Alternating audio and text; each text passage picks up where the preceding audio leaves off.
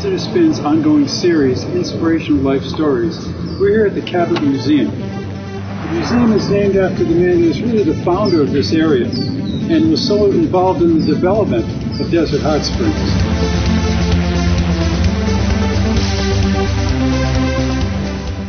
Can you tell us about Cabot Yerxa's life prior to building the museum? So before Cabot Yerxa built his museum, he was a homesteader in the early 1913s. He came in, homesteaded, was able to purchase his property for $10, 160 acres. But what he's so well known is because he rediscovered the mineral waters of the area. So he was the first modern person to rediscover the hot mineral waters. A lot of people have discovered the cold, but he was one that discovered both springs. He loved to observe people, so he did that through his travels. So when he was really young, at the age of 16, he went to Alaska, Nome, Alaska, made really wonderful friends with indigenous people there. And then he traveled to Cuba with his family. There he learned how to roll cigars. And from there they traveled to either Seattle for a little bit, came down to California, and actually kind of sort of settled in California where the whole family owned a whole citrus grove. And that's actually the reason why he came to this area, because in 1913 in Riverside there was a really bad freeze that many people lost their livelihood now in the Yerxas.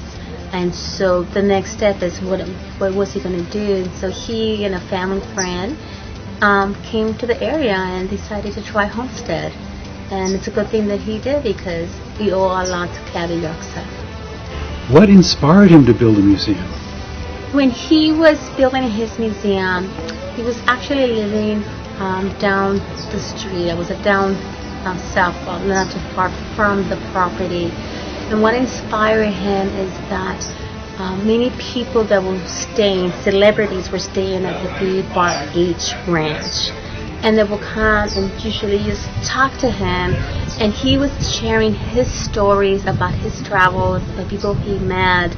So he really enjoyed that. So he wanted to sort of build this museum. And it was in his mind to always build it as a museum and his home. What is Cabot's relationship to the local indigenous people that's reflected in the museum?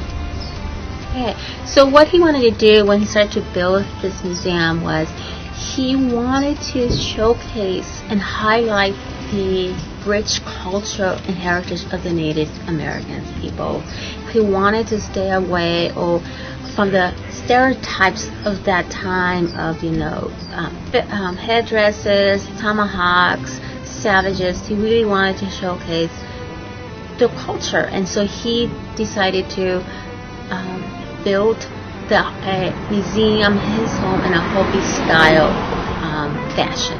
So that's what he did. I understand that Cabot is known as Mr. Desert Hot Springs.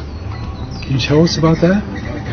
Well, I want to say he's Mr. Desert Hot Springs because, first of all, he was this interesting person. They would share his travels to everybody who came in, encouraged him to look around at his property.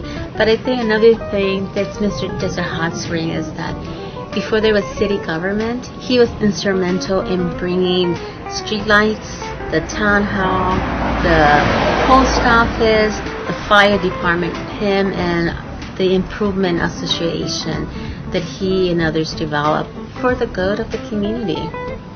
How does the museum benefit the local community?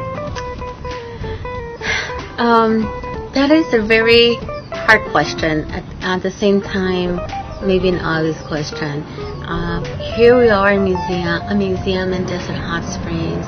It's an asset to the local community for them to understand what this Cabot Yerxa did for the community.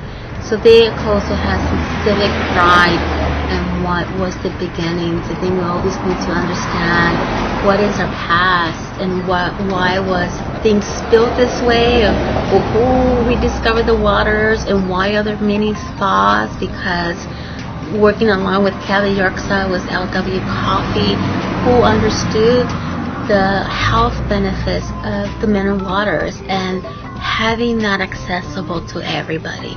So those were sort of our founders of the area, and so I think if people understand what they did and for the community, they will also see the hot springs in a different perspective and really have civic pride. So I think that's something that I really want to impart is the civic pride in your town, and what both Cabot Yerxa and W Coffee and others did for the community at the very beginning.